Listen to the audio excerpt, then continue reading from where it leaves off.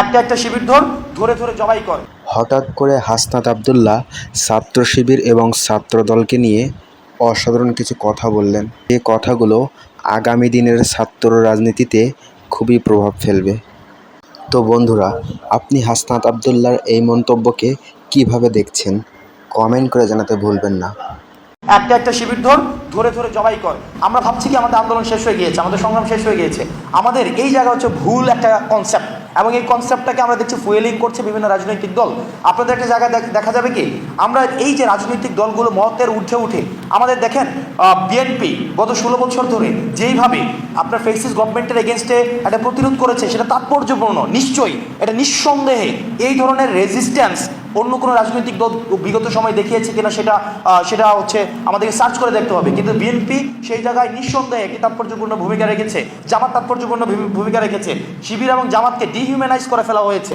একটা একটা শিবির ধরে ধরে জবাই করে, এই সেন্টেন্সকে নর্মালাইজ করে ফেলা হয়েছে। অর্থাৎ একটা ন্যূনতম হিউম্যান ডিগনিটি যে একটা মানুষের থাকা উচিত, শিবির করলে সেটাও থাকবে না, এটাকেও নর্মালাইজ করে ফেলা হয়েছে। তাহলে দেখেন বিভিন্ন রাজনৈতিক দলমতের ঊর্ধ্বে উঠে এই আন্দোলনে কিন্তু সবাই নেমে আসছে। এখন এই আন্দোলন পরবর্তী সময়ে আমাদেরকে ভাগ করে ফেলা হয়েছে।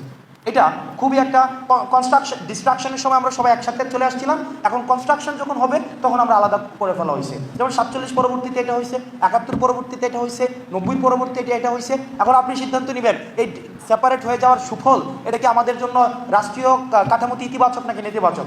এখন আমি রাজনৈতিক দলগুলোর প্রতি আহ্বান জানাবো, আমরা যেভাবে এই ফ্যাসিস্ট সরকারকে হটানোর জন্য আপনারা 16 বছর ধরে যেভাবে অপ্রতিরোধ্যভাবে আপনারা সংগ্রামটা চালিয়ে গিয়েছেন, এবং যেটাকে আমরা বলি ক্লাইম্যাক্স পিরিয়ডে আমরা সবাই একসাথে হয়েছিলাম, ঠিক রাষ্ট্র পুনর্গঠনের জন্য আপনারা সবাই একসাথে হবেন।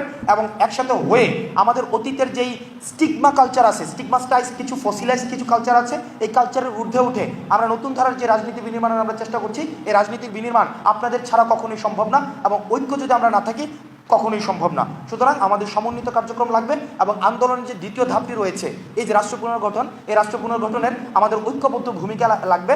নচেত এই যে মামলা বাণিজ্য বলি বা আমরা এই যে এগুলো কিন্তু কম্পোনেন্টস, এগুলো ইনগ্রিডিয়েন্টস, এগুলো কিন্তু পুরো স্ট্রাকচারের কিছু কিছু জাস্ট উপসর্গ। এটা তার মানে কি মামলা বাণিজ্য বন্ধ করতে হলে পুরো রাজনৈতিক যে কাঠামো সেটার বিনির্মাণের প্রয়োজন। সেক্ষেত্রে বিদ্যমান যে রাজনৈতিক দলগুলো রয়েছে তাদের আমাদের সহায়তা প্রয়োজন।